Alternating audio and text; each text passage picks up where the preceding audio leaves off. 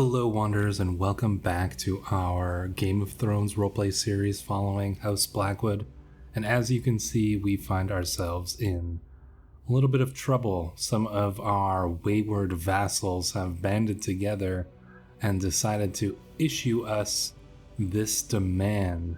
To my liege, it is time for you to recognize the ancient and inalienable rights of your vassals, accept the demands of our faction, or face our swords on the battlefield.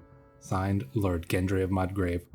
We knew right from the beginning that Lord Gendry was going to be a problem, and the fact that he is from a very militant sect of the Faith of the Seven just compounded that even further. Obviously, we will not be accepting his demands. We will not be threatened, but they have a pretty powerful alliance here, so we are going to need to do something about that. So obviously we're going to raise our armies up here, number one, but we're going to have to find ourselves an ally. Now we do have an ally here in Old Town, and we'll probably call them in, but that's quite far away, and I think that by the time that they get their troops here, we would already be in trouble. So we're going to have to look for an ally that's a little bit closer. And I think maybe if we can find a betrothal for our younger son, Lucas, here, we may be able to get ourselves an alliance close by that should be able to help. Such as with House Viprin here, or Viprin. They're actually reasonably powerful. They're quite close to us. I think this would probably be our best chance here. So let's get that alliance. And there we go. They're raising their troops, and so are we. We need to put ourselves as a commander. We ride back to Blackwood after hearing of the demands to come and put down this rebellion. Now, I don't want to engage our enemies if it is going to be disadvantageous to us. They have way more troops and we can't simply rush our way through this. We're gonna have to be very careful about how we approach this. We're gonna put Lord Colmar, a loyal vassal here, relatively loyal anyway, as our marshal for the moment. Lord Rory of Waspwood, you can be our new spy master, and our admiral, I believe, Elbert, you can take on that position. So let's see, they're going to be raising their troops. I'm not opposed to trying to hit one of their armies while they're still separated and not yet banded together. There we go, we get that alliance, so that is perfect. We are going to call in our allies. So let's get Lord Lucius here in here, and let's call in, we might as well call in Harrenhal. Harrenhal's close by, but their lord is imprisoned, and most of their forces were killed in the War of the Usurper. And we'll call in Lord Leighton of Old Town anyways, just in case. Now, they are fighting on the other side of this war, but considering what happened at King's Landing, and we're going to look a little bit more into that after we deal with these rebels, but considering what happened here, I don't think that the House of Hightower is going to be quite as voracious in their defense of the Targaryens as they were before. So now that we've called our allies in, we can head back up here and see if we can potentially catch one or two of their armies separated from the others. So we might be able to just crush this small force. Anyways, the force of, who is this? Lord Benedict of Ravensmark. House Byrne. Well, he is naturally, and it's interesting to note that all of the lords who have risen up against us here, Flockshade, Mudgrave, the Ravishment, the Ravensmarch here, all of these lords are essentially the ones that we knew right off the bat that were going to be dangerous and potential threats. I mean, we didn't realize it would come in this form, but we knew they would act against us. We just thought it would be a little bit more subtly, but no, they raised their armies against their lords. So if we should capture them, we are honorable, and I have a feeling more than a few of them might be making their way to the Night's Watch after this, if they survive anyway. We get a new martial perk, which is perfect because we are going to need that in this war here. Engineered for destruction should be good.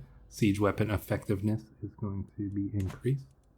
And our wife is pregnant, so happy day is that, other than the fact that we are currently in the midst of a civil war in the midst of another civil war. Our Kennelmaster Garce was imprisoned once again. That seems to happen to him fairly often. I'm sorry, Garth. Oh, Master Automore was killed, slain by Mistress Elsie of Shrewmel. Interesting. She must have joined in that battle. 45-year-old, but she knows how to fight. So, unfortunately, she slew Master Automore. That's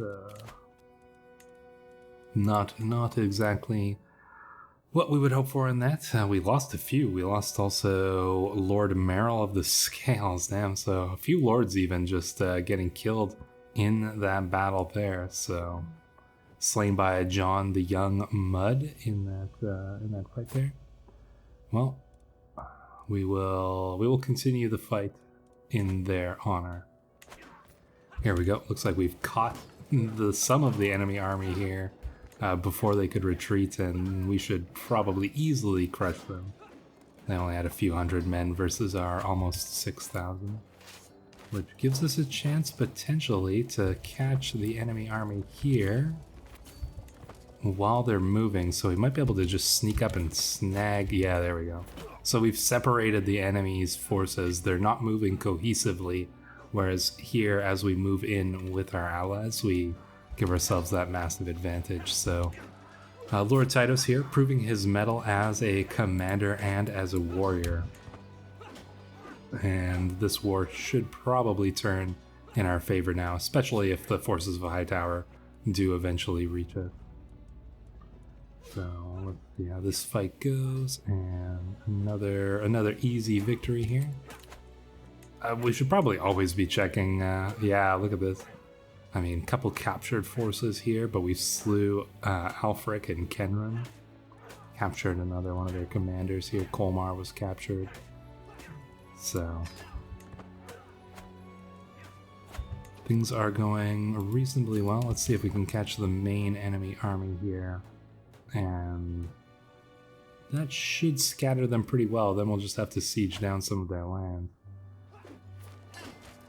There we go, our allies move in, that gives us the advantage, and here we're going up against the ringleader of this insurrection, Lord Gendry Tarek, and he will probably face the worst punishment of them all. I mean, he did rise up against us and bringing in all these other lords, so we'll have to see what we can do to make sure that that does not ever happen again.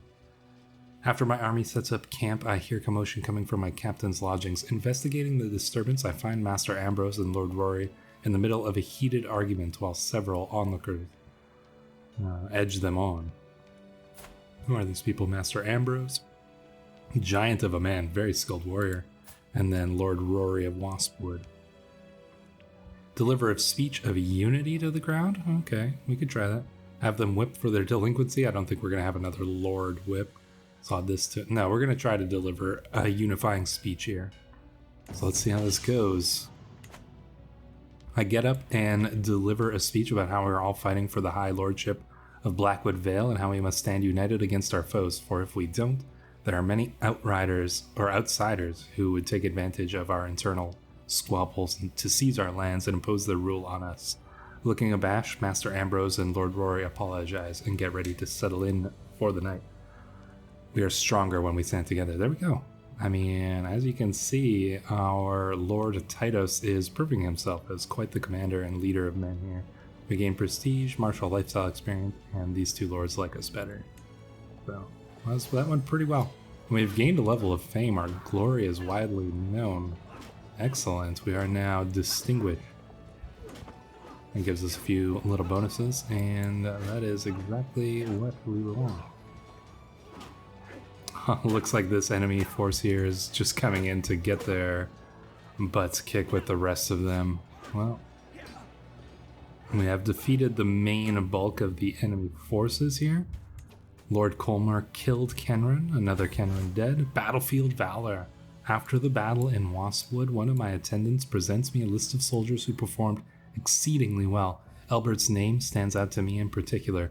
My attendant recommends that I knight them in a hasty battlefield ceremony. According to him, knighting these soldiers as they stand among the carnage and ruin of the battle will inspire morale among our ranks. Yes, I will knight Elbert.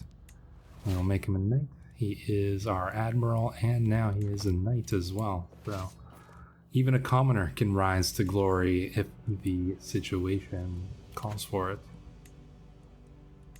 As you can see here in that smaller battle, lots of imprisonments during the fight, but I believe this was the bigger of the two battles, and looks like, a couple slain on the enemy side, even though they had way more knights there. Looks like Kenran was killed, Master Lormas of Pennytree was killed, Garrett killed here.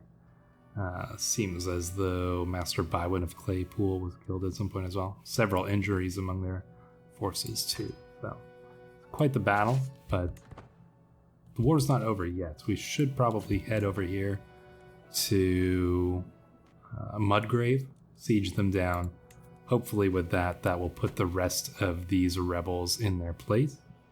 And from that point forward, we can simply do away with them. They're trying to siege down Raventree Hall. I'll see who... Actually, I'm tempted to go and lift the siege here before we go and siege them down. I don't want to risk them winning the siege first, so we'll send them packing once more. And there we go. This fight should go in our way, although, once again, lots of imprisonments happening here. Definitely makes things interesting that the battles in this mod are like far more dangerous than they were in the previous mod, or should I say in the base game. Makes it a little bit more exciting when you go into these battles never knowing if half of your court is going to get imprisoned there. Oh, and as you can see, looks like we have, in other news, the War of the Usurper seems to have gone to the side of the usurper here. Robert Baratheon has gotten 100% against the Targaryens, so it's going to be very curious to see what happens when Lord Paramount Robert takes the throne as King Robert. Well, not the Iron Throne, though. That was destroyed in the giant explosion at King's Landing. So while that goes, we are going to continue our own siege, but I'm very curious to see what happens here once the war ticks down and the demands are given. They're going to try to siege Raventree Hall once more. Oh no, they're not, actually. They're going to go over here. Horses Hall, perfect. Greetings, my implacable vassal. I hoped it would not come to this, but... Oh, Lord Oster is rescinding us as the steward of the Riverlands. Okay, well, he's replaced us with Lord Walter Went, an ally of ours. Well, that's unfortunate, but maybe we'll be able to get a position in the court at another point. So yeah, here we have King Robert ruling from the ruins of the Red Keep at the moment. We'll see what he decides to do from there. He may... I mean, he has Lord Renly as the ruler of the Stormlands, and then I'm guessing Stannis here? No, he's holding Dragonstone himself. We'll see where he decides to make his capital. I'm guessing it's not going to remain in King's Landing because it's just a complete ruin. So, but very interesting to consider the consequences of a world in which the Red Keep and all the inhabitants of King's Landing just died in a horrific explosion. by King Ares' wildfire plot. So let's speed up time a little bit here. Oh, and we have a daughter, Josella. That seems like a good enough name, I would think. I like it. Our allied forces are here, and we're sieging them down quite quickly. They might get Horse's Halt, but I'm not too worried about losing one small holding. We'll go and crush their forces pretty quickly after that. Yeah, and our allies are just going to go in here and help us with all of this sieging. Oh, what happened? We inherited Horse's Halt from Lord Colmar. Did he die in the battle? I'm curious what happened there. Let's see. Interesting. Well, we hold it now, so I'm actually not opposed to that, but curious why when it was sieged down, they must have slain everybody who was in line for it. Very curious indeed. Siege is almost done. There we go. 91%. Looks like we just need to win one or two more fights here, and that should probably give us the win. And looks like our allies in Hightower are just going to join in here. Will they surrender after this? No, we need to siege down a little bit more. Well, we can make that happen. Things, for the most part, in the Iron Throne seem to be settling down. I'm sure there's plenty of minor feuds that are going on, but for the most part, things are a lot more peaceful here in the kingdom. What are you doing over here? You are there's Lord Lyman of Trident's-Mouth is revolting against his king. Well, that's probably not going to go too well. Looks like he didn't want to submit even after the Targaryens were driven out. Don't worry, we will check on all of that very soon. Just going to deal with this war quickly first. Somebody wants to murder my cousin Zia. That's horrific. She's a child. That's Game of Thrones, and also Crusader Kings 3 for you, though.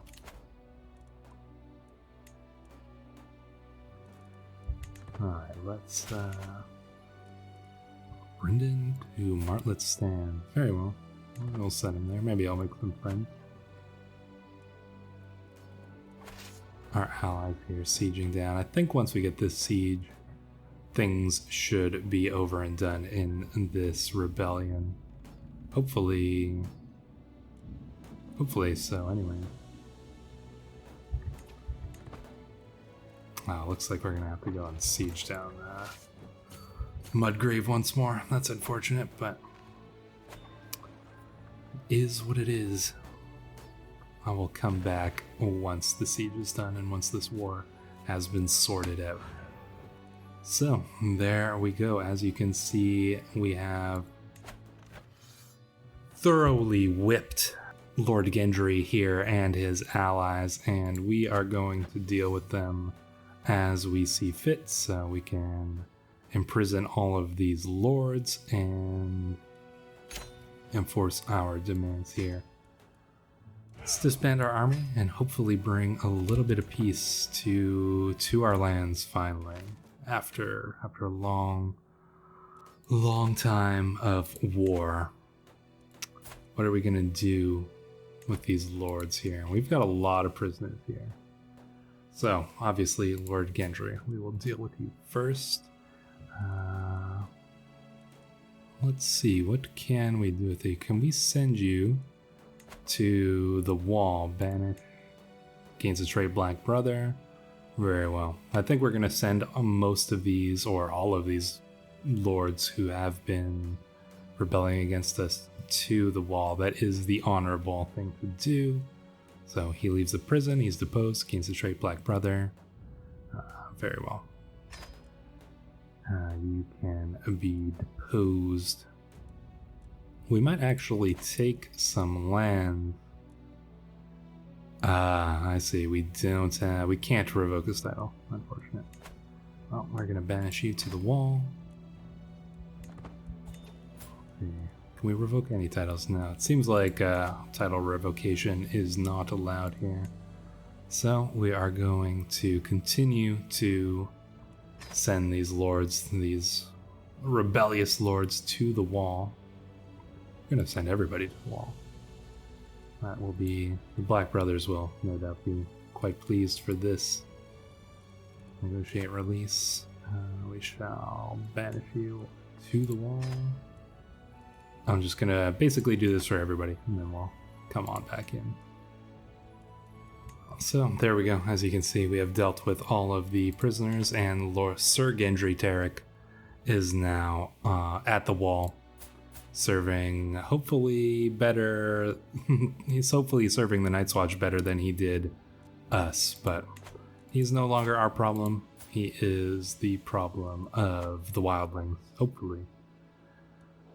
And yeah, as you can see, we've settled things down here. Looks like we've got some new lords here. Lord Bywin.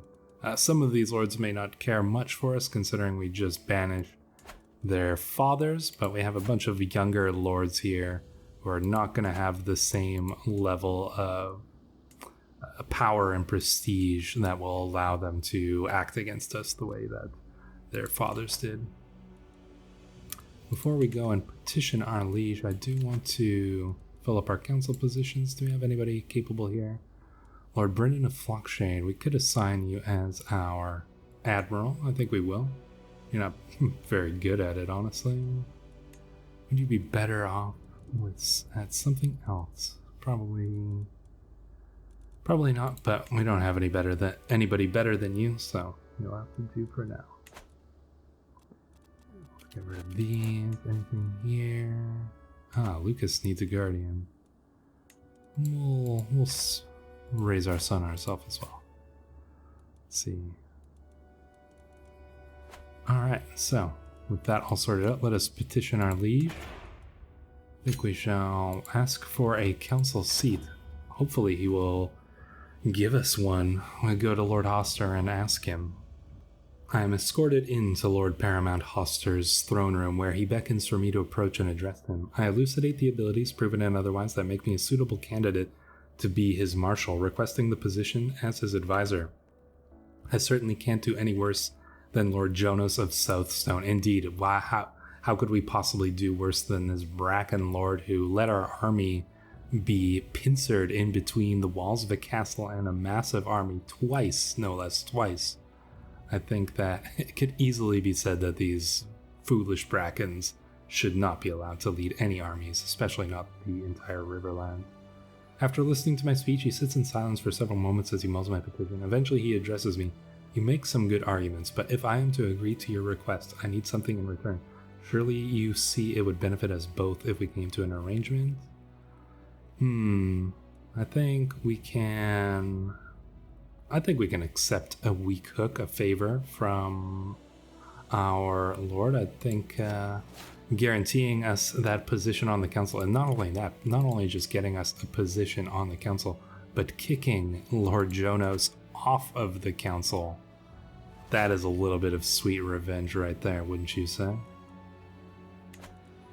So, we are now the marshal. That gives us some good bonuses. Prowess +3, as you can see. Nice little bonus there. Army gold maintenance goes down, levy size goes up, and monthly martial lifestyle experience goes up as well. So there we go. That is pretty good. We've got a lot of money here too, actually. We might even be able to afford to build a new castle holding. Probably not for a little while at least. Can we build anything in our own castle? Well, potentially. We'll keep saving up a little bit of money for now. I'd like to get a duchy building here. Not sure which one, but we'll probably save up until we can get that. So, in the meantime, let's let time roll a little bit. I did want to look at something, and that was, well, for one, we can look at King Robert here, ruler of the Iron Throne. Renly has been imprisoned by his brother. What? He's only 11 years old. Why has he been imprisoned? very curious. That's poor Renly. Looks like Robert is already deciding that his brothers are a little bit too much of a threat to him. Well, that's a high level of politics going on right here. But indeed, what happened to the Targaryen? Let's take a look at that title history. So you can see here, Prince Aegon disappeared without a trace, as did his sister, Princess Rhaenys. Will they come back? Who knows? Somebody did point out, though, that we can take a look at everybody who died in King's Landing by going over here to King Aerys the Mad King and just taking a look at all of these characters here. So, as you can see, Prince Lewin of Dorne, Jonathan Orderi, Princess Rhaella, Lord Franklin, Arthur Dane died in the explosion at King's Landing, Janos Slynt. These are Dantos Hollard. A lot of characters. Lord Jaime of the Westerlands was killed in that as well. Raymond Connington, Viserys. There's a lot of really important and named characters who died in that explosion, and that is pretty wild. That is a big change from what happens in the books, and I'm very curious to see how that plays out. It seems like Lord Robert, or King Robert, I should say, is going to be attempting to potentially rebuild King's Landing. We'll have to see how that all plays out. I'm really curious to see, now that things have settled down in the Seven Kingdoms, what it all turns out to play out as. Will things remain peaceful for now, or will King Robert face a rebellion of his own in time? We shall see. We do have Queen Cersei here, as you can see. So that canon wedding does seem to have been arranged here between Lord Tywin and King Robert. So sealing some alliances there, but what will happen in the future, that is yet to be determined. We will find that out in the next episode. So until then, thank you for watching.